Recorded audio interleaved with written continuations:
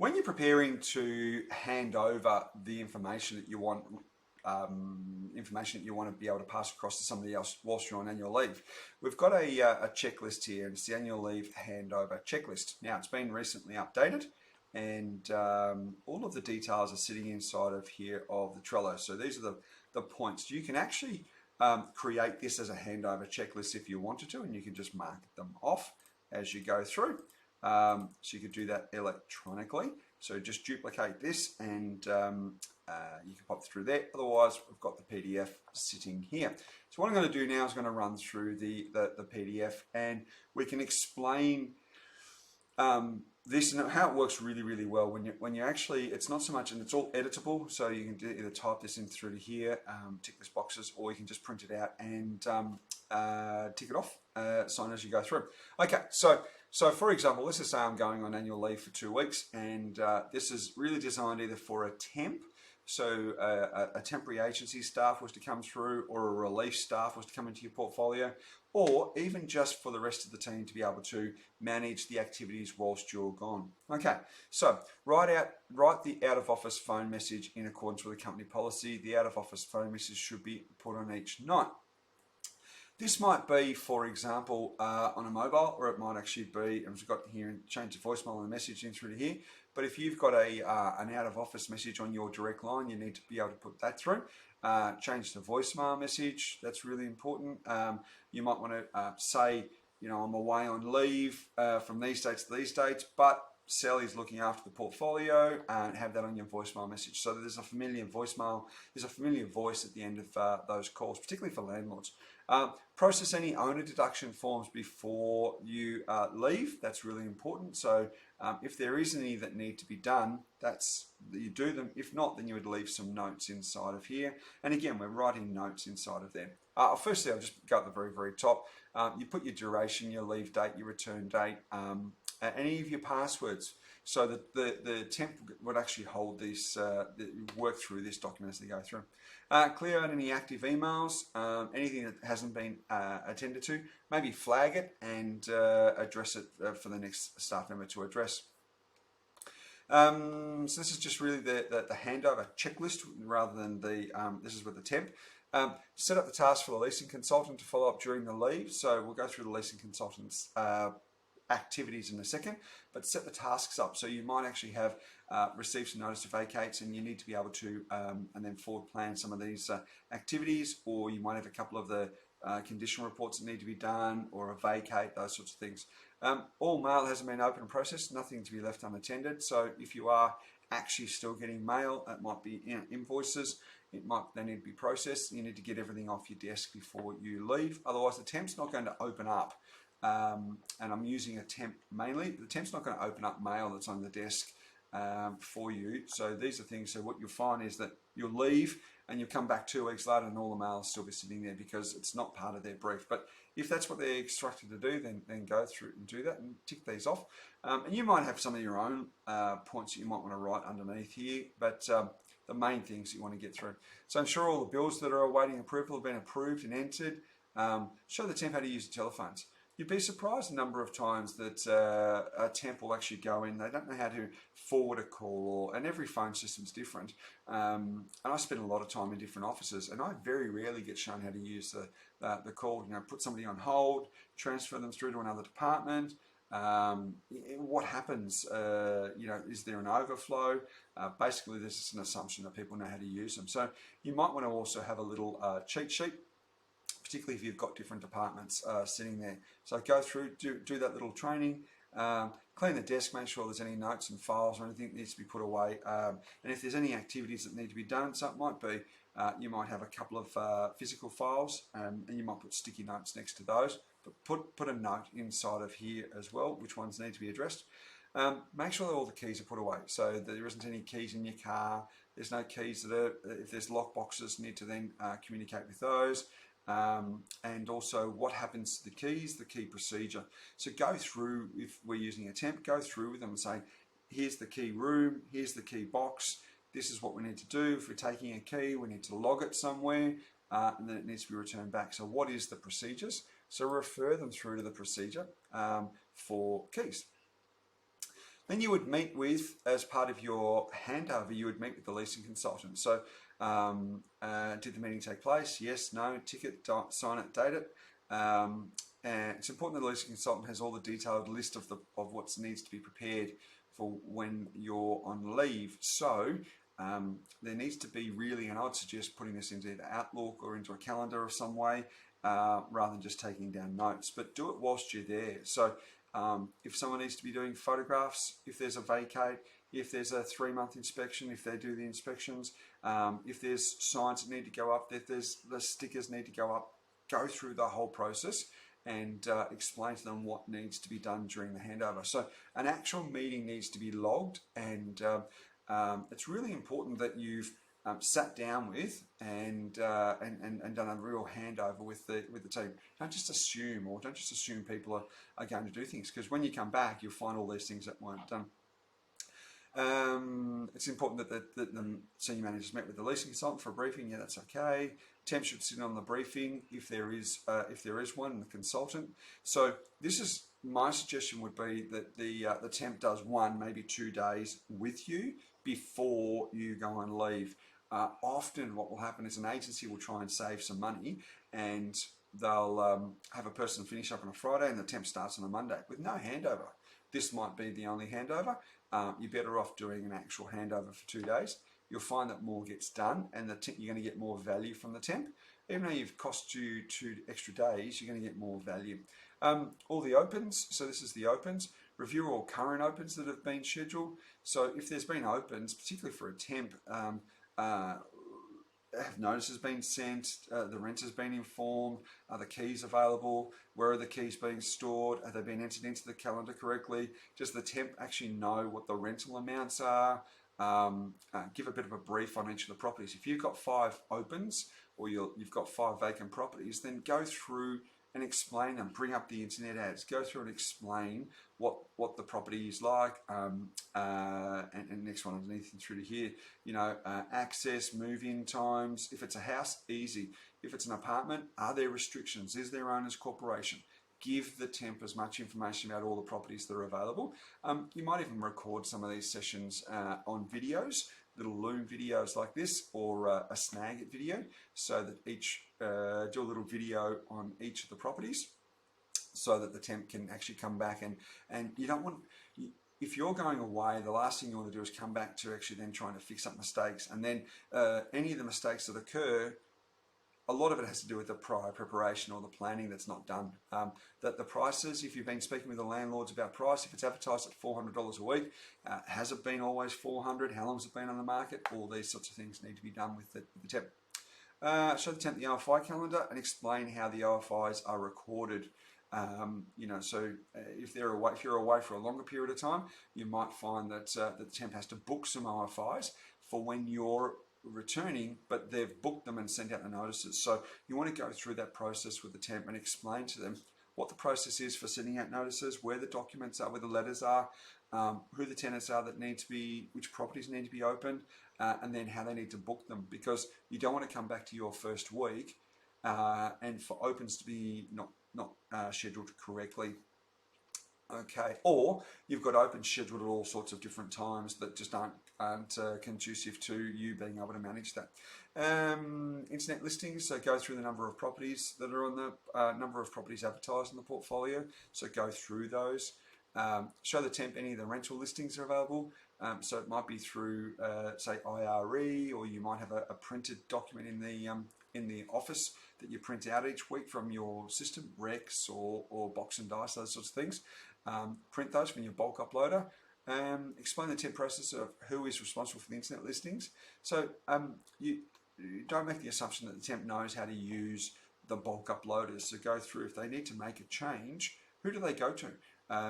If it's them, if it's a smaller office and they've got to do it, then you might want to make sure there's a training video there so they can refer to whilst you're away how to make a price variation, or if there's a typo, or if the landlord rings up and says, I don't like these photographs in that order, how do I change those? So they're the sorts of things that you want to make sure are done.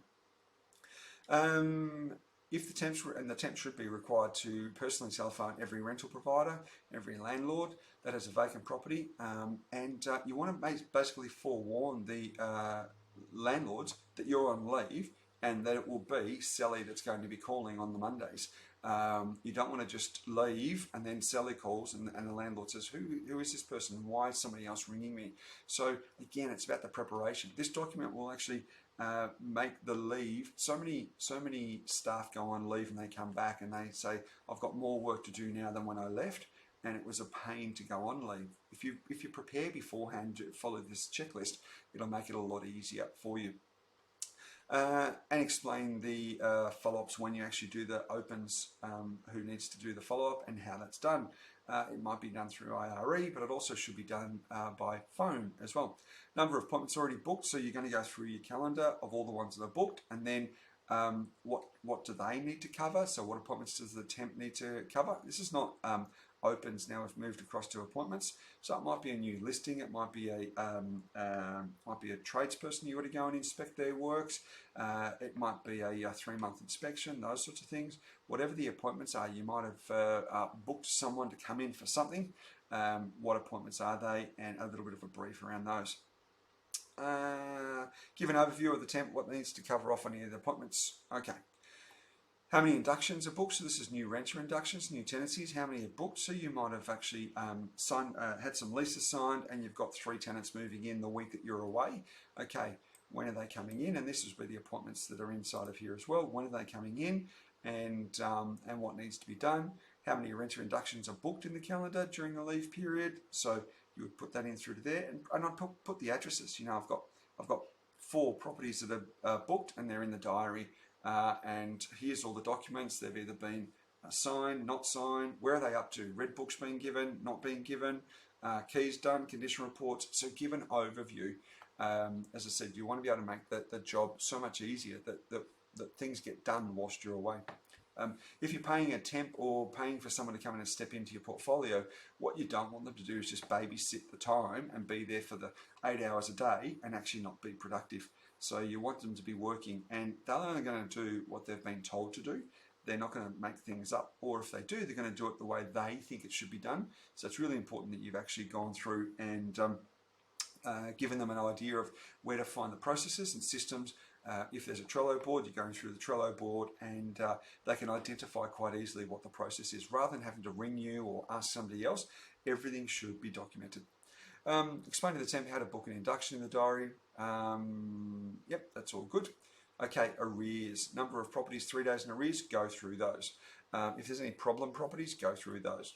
Provide an overview of every property that is in arrears at the moment and go through the notes in the system. Explain how and where to record the notes. Now, if you're not a note taker in your portfolio, if you don't take notes, then don't expect the temp to do it. So the problem is that whilst you're away, you're not going to have any idea of what's happening in that portfolio. So you really want to make sure that they know where to record the notes so that they can come back to what the conversations were. And again, if you ask them to do it, they'll do that. If that's part of your business process, they'll follow that through. Provide an overview of what the company's arrears policy and expectation is and what steps are to be followed. Take them to the arrears policy, show them where it is, maybe give them a copy of the link inside of Trello. Detail any notes of any properties that may fall 14 days in arrears during the period and what is the strategy for there. So if you're going on leave and say today's a Thursday and you're doing a handover and you know someone's at 6, 7, 8 days, and if there's a 14 days that's in that time period, what is to happen is it the temp that's going to be calling the landlord? So we need to serve a notice, one of their first strikes. What needs to happen? Where do the notes need to go? Is it an automatic on the 15th day we're sending a notice, or are we communicating with the landlord?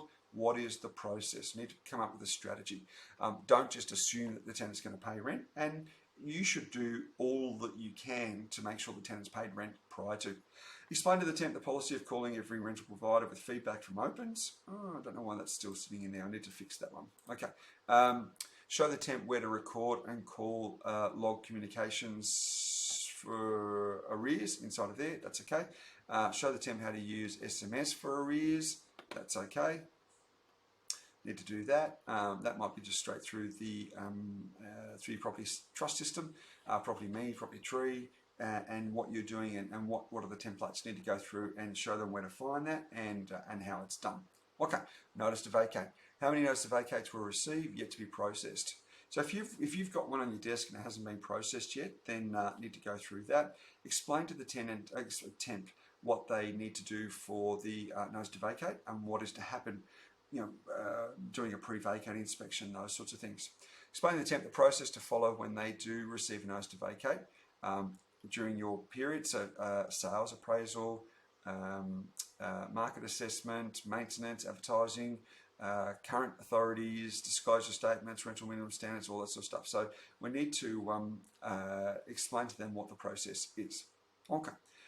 Explain to the temp the process to conduct a pre-vacate inspection, where to log it, the notes prior to placing the property online, and refer to the written procedures. So a lot of officers don't do pre-vacate inspections, but really, really critical, particularly around making sure that you've got your rental minimum standards and your disclosure and your advertising correct. So really important to do that. You don't want to be going and doing your first open and finding out that the bathroom's full of mold, or that there's a broken something, the door handles are broken, and you're inviting someone in to come and rent the property, and it's your first time you're finding out about these things. Break lease. How many of the internet listings are break lease? Need to identify those. Go through the process for a break lease with the temp. Highlight which of the properties that are on the rental list are a break lease, and explain to them the formula. So what is your formula? How is the rental amount going to be calculated? What was the owner originally charged? Really, really important to make sure that there is the proper process around the break lease there as well. How many vacates will occur during the leave period? Okay, so we need to make sure we've got that scheduled. So if, say, we've got 5 vacates that are happening during the leave period, are they booked in? Has a condition report been sent out originally to the renter so they know that this is what we need to be checking against? Does the temp know where to find the condition report so they can actually do the vacate inspection? Go through the diary and show the vacates, what vacates have been booked during the leave period. That's important.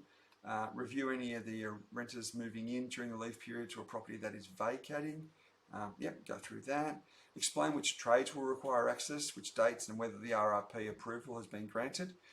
So this is something which is really important, that you, during the vacate process, the notice to vacate, you want to make sure that you've got any of the trades doing their work. You've got your smoke detector, gas, electrical compliance, maybe pool compliance. You want all of that to be done, and your rental minimum standards, all of that to be done in the vacate rather than in the first couple of weeks of a brand new tenancy. So you're better off getting it done at the back end rather than at the beginning. Is there a diary appointment for the days when the keys to be returned back, and is it in the calendar?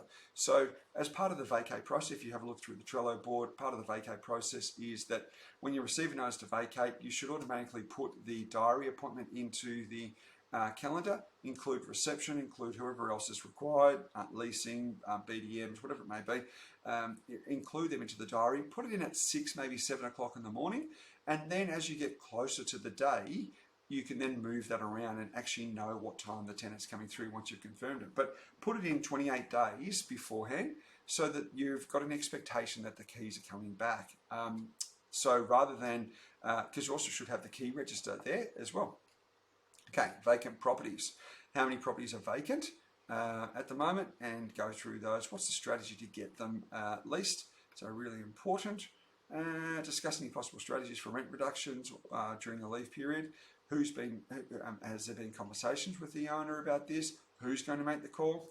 Particularly from a temp's point of view, it's very uncomfortable to ring up an owner that you don't know and try to get them to do a rent reduction. So if there is at any stage where there's rent reductions that are going to happen during the leave period, it's strongly advised that the agent would contact the owner beforehand and say, look, here, I'm going on leave.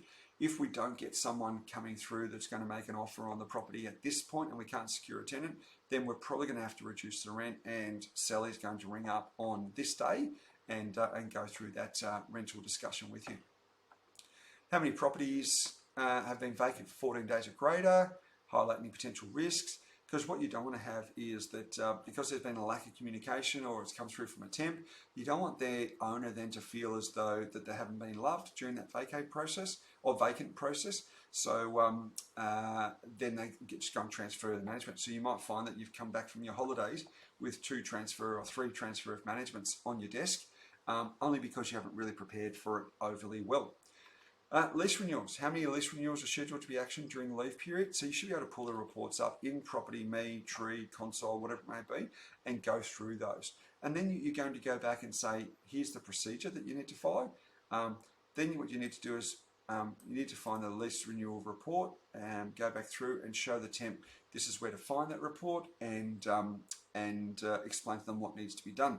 And that's around appraisals and negotiations with the tenants and so forth. And if they are preparing new leases, is it done through Vic forms, is it done in Inspection Express? How does all that get done?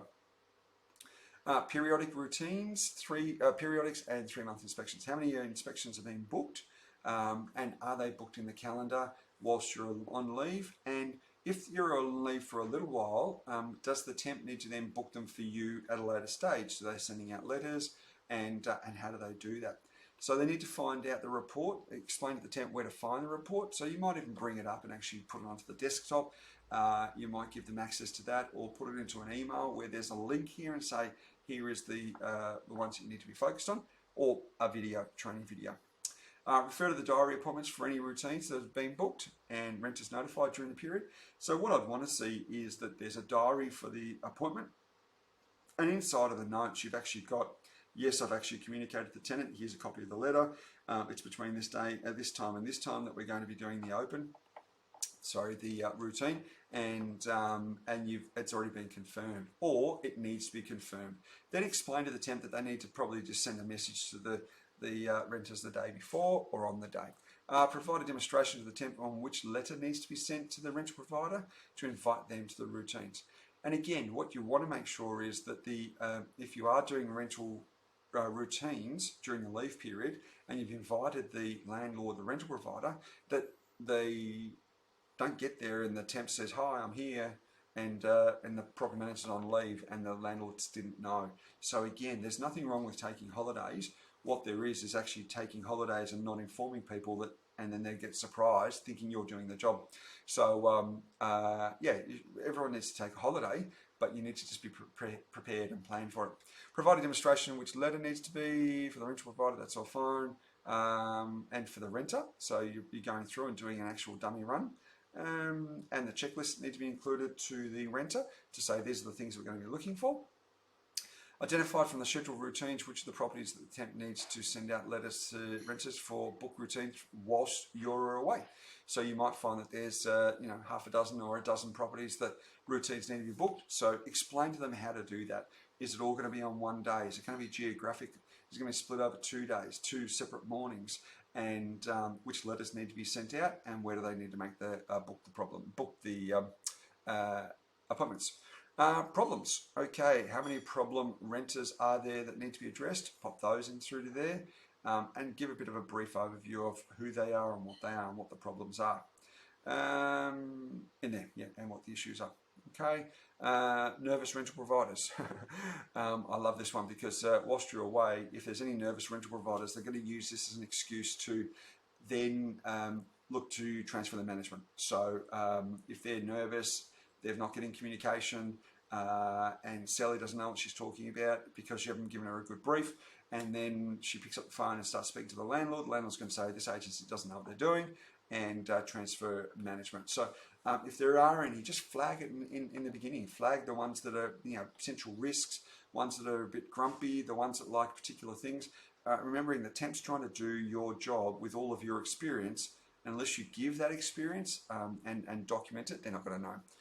Give an overview of the rental providers that need special treatment, particularly vacant ones, or if there's been rental issues. You might have had an owner that's had a lot of arrears. So explain to the temp, this is the ones that you need to be careful of. VCAT and magistrates courts, are there any court cases pending that during the leave period? Have the files been prepped? Give an overview. Does the temp need to attend? I would suggest that you try and get someone else to do that. But in the event that the temp needs to attend, because the hearing's been given, you might have been waiting for 6 months for a hearing, and it just happens to come in whilst you're away and the temp needs to go, well, you need to really be really well versed on making sure that the person knows what they're doing, all the documents are there, and there's a really good running sheet that they need to go through, and really extensive notes. Is there a VCAT magistrates court hearing scheduled who is attending, and has the file been prepared? Yeah. who's attending, and has the file been prepared, as I just said. Insurance claims. Are there any insurance claims that are pending? You might have had a storm damage, you might have a drug house, you might have had a rent arrears, you might have had carpets, whatever it may be, a fire. Are there any that are ongoing that the insurance company is going to contact the agency and expect you to be there, just so that the temp doesn't seem surprised? Give an overview of any insurance claims that are at the moment and what their response needs to be. Now, they might just be taking notes and say that you're on leave for a little while, but they may actually need to provide some documents to the insurance company. What can they provide? What can't they provide? Remember, they're doing your role. Ongoing maintenance issues, current maintenance tasks. Are there any that have been sent out? Work orders that have been sent out that you're still waiting on? Give an overview of that one. How many are there, and what are the bigger of the issues? Show the temp how to find the ongoing maintenance tasks that you're working on. Where are they sitting? So go through all the work orders. What are you waiting back quotes for? What have you got? Invoices that work's been done, you're waiting on invoices. What does the temp need to go out and inspect? If there's bigger jobs, a brand new air conditioner put in, well, that's the sort of thing that I would expect that the agent would go out and check and make sure. It's $1,000, anything $1,000 and above, really the agent should be going and checking maintenance and make sure that the work's been done. Show the temp where to find the list of creditors, who to use and who not to use. Really important, because they don't know. They don't know who they're going to call, particularly if it's a smaller office and there isn't somebody else there. But if they're on their own or they're trying to do the work, you don't want them asking everyone all the time or what they need to do. So where is the trades list? Show the temp where any of your requests for quotes are located. Again, put that through. Outline which properties of maintenance work's been undertaken during the leave period. That's what I said there. Maybe they need to go through, they might need to get access, tenants have been confirmed, keys, how is the tradesperson getting access, and those sorts of things. Outline to the temp the process for providing keys to the tradesperson, and also that's what I just spoke about. Also here, you might also want to know what are we doing about communicating back through to the landlords. And compliance. So go through the renewals for gas and electrical inspection, smoke alarms, where are they up to, and any of the new ones that need to be set up in through to there, and go through the procedures. So have a look at the procedures on these ones and a list of the rental providers they're managing in compliance themselves, and the ones we need to chase up all the documents for if an owner's doing their own compliance. In summary, if you go through and you fill in a sheet like this in the checklist and you do all of the handover correctly, your holidays are going to be a dream, and you'll come back to a portfolio that's been managed really well. If you don't and you just fly by the seat of your pants, then unfortunately when you come back, you're probably not going to get the best out of the temp, but you're also going to come back to an absolute mess. So my recommendation is to go through, do this properly, do it and become detailed in this process, and you'll find that the benefits will be for you when you get back. Best of luck.